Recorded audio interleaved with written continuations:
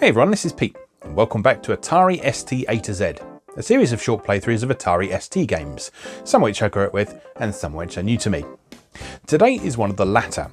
Today we are looking at Neighbours, which was a 1990 release by Zeppelin Games based on the popular Australian soap opera that began in 1985 and which is still going today.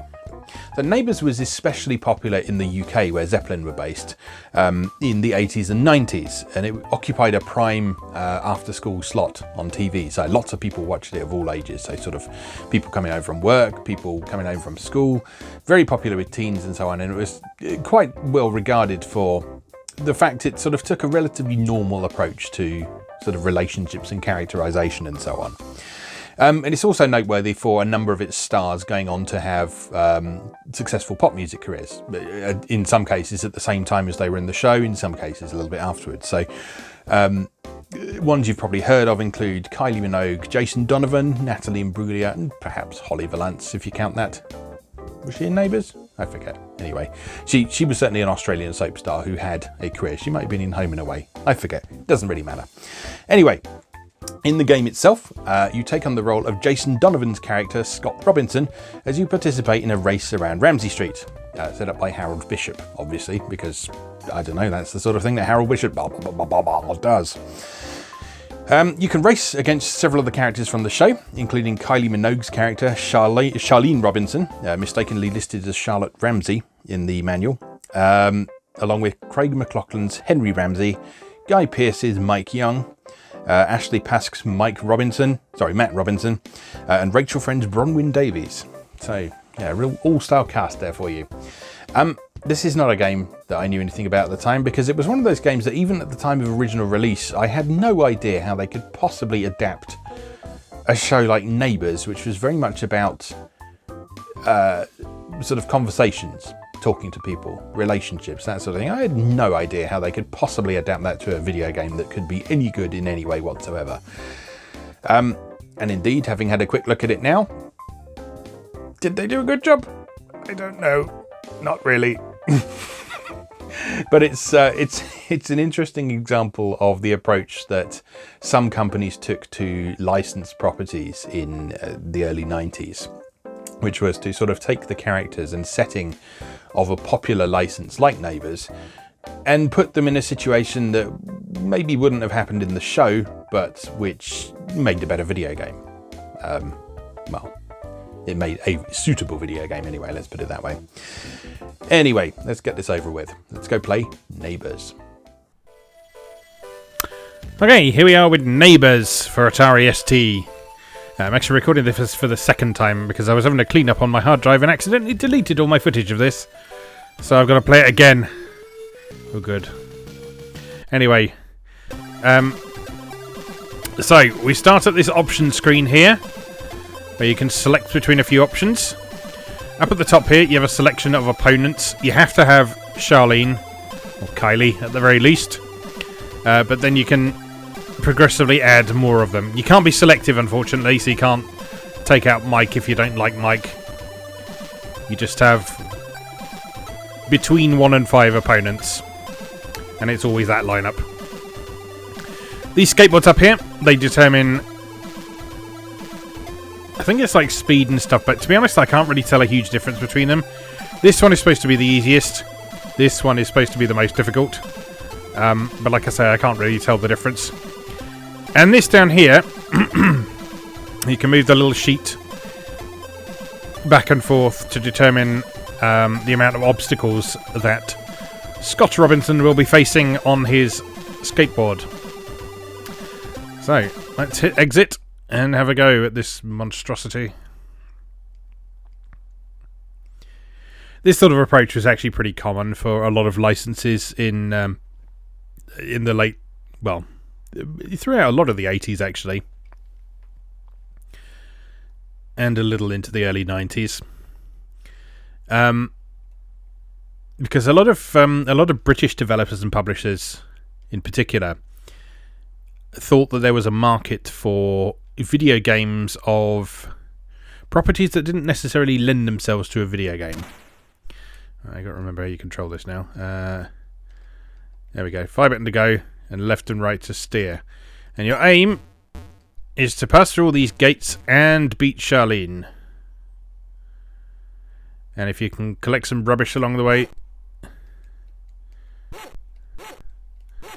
you get extra points for that as well.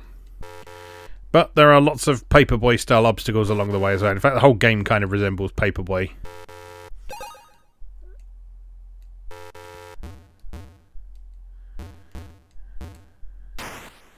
Now you notice that Charlene does have to negotiate the gates as well. And she is also able to crash as well, which is quite nice. But you'll also notice that she rides almost perfectly, and thus it's very, very difficult to keep up with her.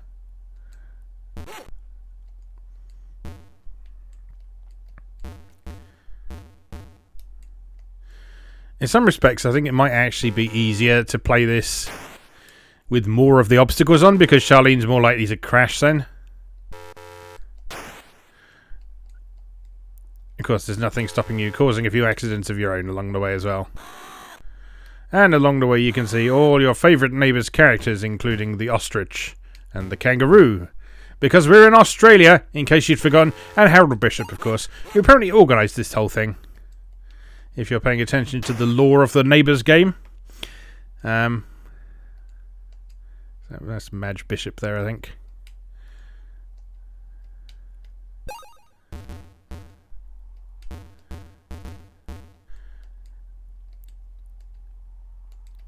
The actual concept of this game isn't terrible. I mean, as a game rather than as a Neighbours adaptation, but the execution is just a bit wonky. Like the turning controls are much too sensitive. Very often you just want to turn by kind of one subdivision, if that's the right word. But it's much too easy to accidentally turn way too much. Oops.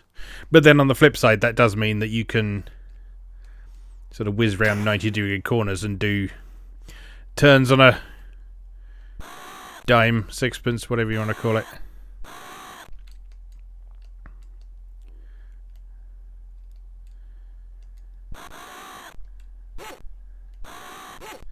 So there's a weird kind of level of meta going on with this game. So the Neighbours logo down at the bottom is Scott Robinson's popularity, but not with the residents of Ramsey Street. It's his popularity with the audience. There we are, Charlene's finished already. It's his popularity with the audience of the TV show, and if he runs out of popularity, or so the manual says anyway, he will get kicked off the show. So, you know, there's, like I say, there's just a sort of weird level of meta going on. However, he can restore his popularity by picking up rubbish. Like all good youngsters in this era. Very environmentally conscious. And game over, because we suck. Or, more appropriately, because it's absolutely impossible. Right, let's have another go. And I'll turn off the obstacles this time. Now that will probably mean that Charlene will just whiz off over the horizon, never to be seen ever again. I have pressed the button, by the way, it's just loading. So, grab a brew. There we go. I got a high score. Feed. There we go. Right. Alright, turn them off. I'm going to go on the super board this time. And we'll see just how little difference it makes. Like I say, last time I tried this, I'm pretty sure this made a fairly negligible difference to my performance. But it may just have been that I'm so crap that even the good board can't rescue me. But anyway. I mean, this isn't a very good game, but I have to give them some credit for at least trying to do something interesting. And trying to do something interesting with the license that isn't a platform game. I imagine that there were probably some discussions at Impulze headquarters about whether or not they should make a Neighbours platform game. Which, you know, you could probably make work. I mean, they did a Super NES game of Home Improvement after all, didn't they? Oh, we're flying. Oh, no! I had to say it, didn't I? I had to say it, and then I went straight down a bloody manhole.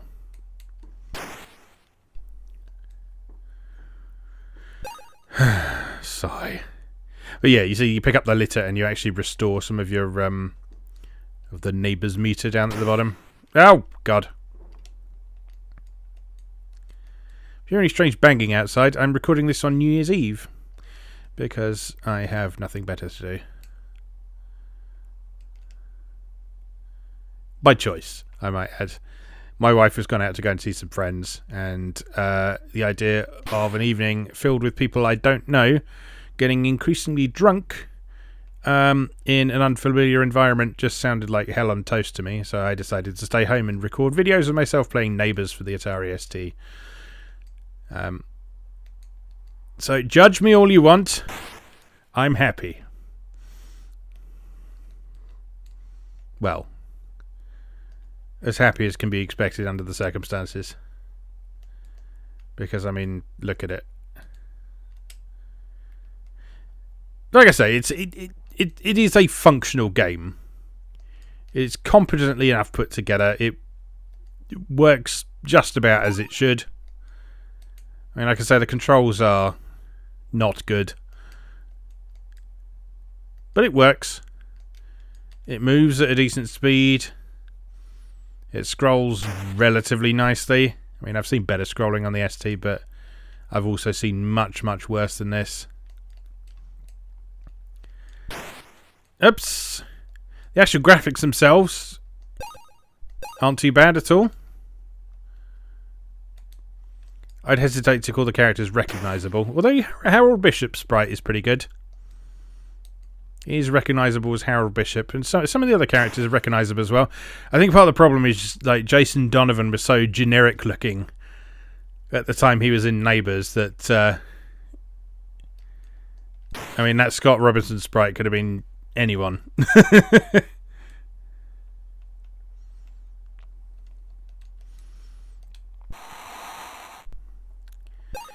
And presumably the Charlene sprite there, or the Charlene face pick, I should say, bears absolutely no resemblance to Kylie Minogue, because there was probably licensing to deal with, likeness licensing. And again, I imagine the same with Jason Donovan as well. This was sort of the very start of the era when... Well, I don't know, it probably went on a bit before that, but it's certainly a relatively early part of the era where pop stars started having their lives and career very much controlled by their managers and producers. Kind of looks like Donald Trump, doesn't he? That's not a good look. Yeah. Anyway, well, that skateboard didn't help, did it? Let's have one more try at this, and then I'm giving up for good. Because, you know, I don't think I can take anymore. There are supposedly several different tracks, but you have to place in the top 3. You have to place in the top 3 in order to see them. So let's add all of the racers. We'll go on the fastboard and we'll keep all the obstacles turned off as well. So hopefully they will get in the way of each other a little bit. I'm not going to count on it though. I'm still going to lose. Almost certainly.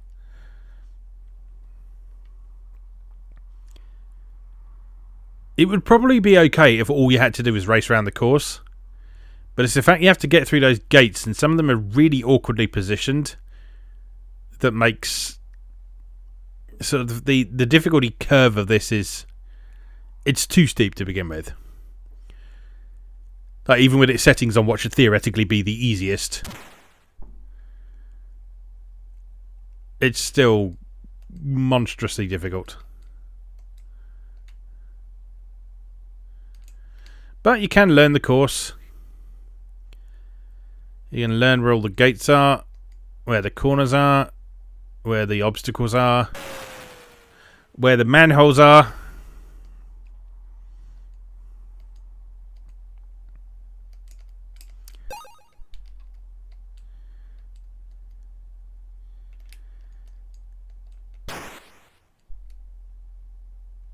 Everybody pile up on me. I guess in some ways you could look at this in the same way as sort of how the licensed kart racer has developed.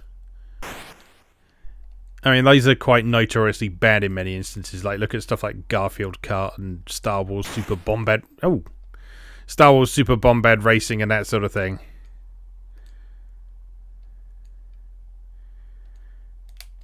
And I guess in some ways this is just the same sort of approach as that, just much earlier. I'm actually keeping up with the pack reasonably well this time. That's it, everybody fall over. Yeah, but you get pushed back a bit when you fall over, whereas they can just pick themselves up where they left off. Oh, you cheeky little bitch. Not standing for that. Oh, not standing for that manhole cover either. I'm standing in it. I'm in 5th. Out of 6, I think. So I'm not technically. I'm not losing. Oh no, I am in 6th. That's just an ugly font that I couldn't read properly. Oh God! This game is a living nightmare.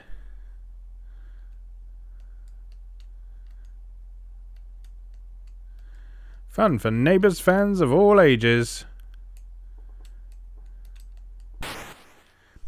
Yeah, I think what I would have preferred to see from a game with a license like this would have been some sort of adventure game. And visual novels weren't really a thing back then. But a visual novel would be absolutely perfect for something like Neighbours.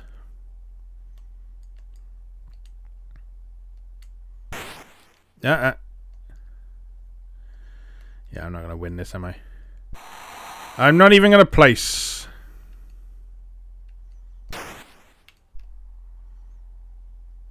Yeah, that's it. It's all over.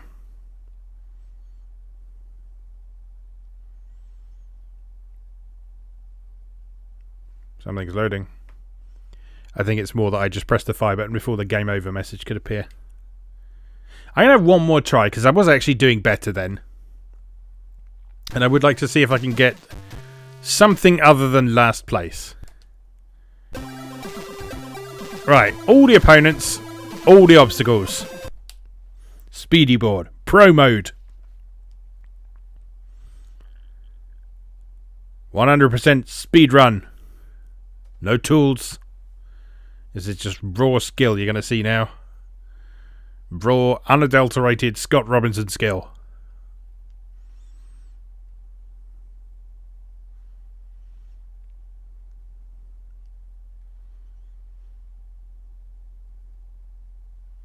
Anytime.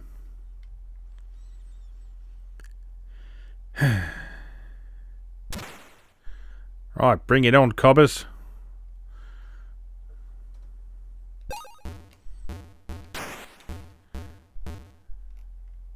Oh no, mate.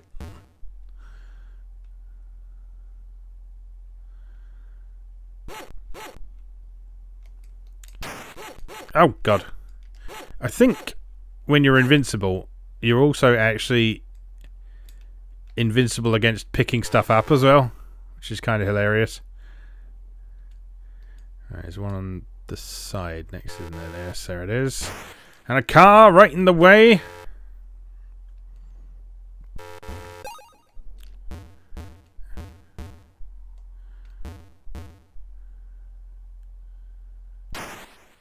Ouch. This is so difficult. So difficult. Unbelievable.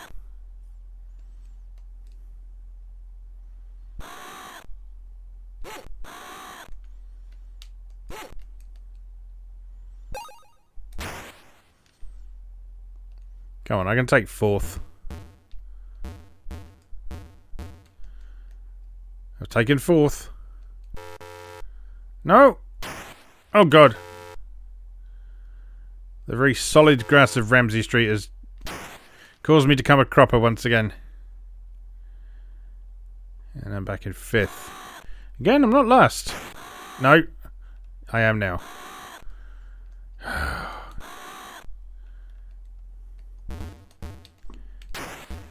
See, I want to hate this game, but I kind of just can't because it's trying so hard. It's trying so hard to do something interesting. And it sort of is doing something interesting. Just not very well.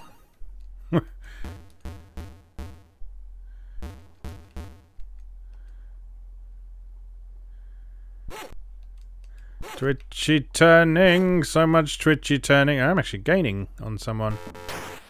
No, no longer. No longer! You're getting fired, Scott Robinson.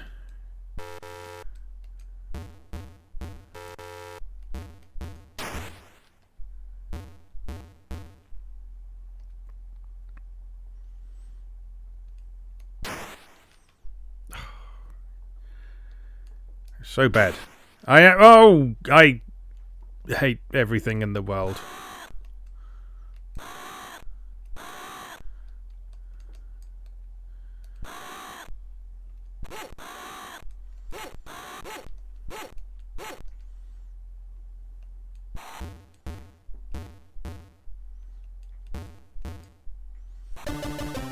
There we go. And we've lost.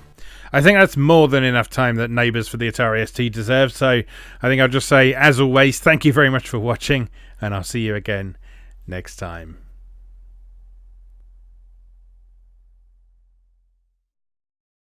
Thanks for watching.